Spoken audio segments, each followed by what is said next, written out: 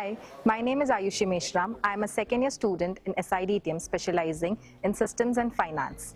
I firmly believe that one should choose a path where one is confident enough to succeed by the virtue of his pleasant personality. Being from a technical background, having a work experience of approximately 3 years from IBM, I strongly believe that the technology here is to stay. And with the advancement in the technology, the business space will change. The curriculum at SIDTM has been instrumental in equipping me with its valuable knowledge.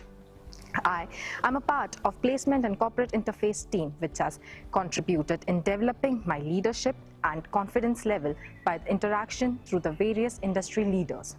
I got an opportunity to work in a life project and summer internship where I could apply the theoretical knowledge which I've learned in classroom to the real life scenarios based on the domains such as risk consulting, IT controls, and cloud security. This has led to me securing a final placement as a business consulting risk in one of the leading consulting firms in the world. My experience in SIDTM has been dynamic with highs and lows, which has helped me to grow personally and professionally. I express my gratitude to the faculty and my peers for the constant support in my entire journey.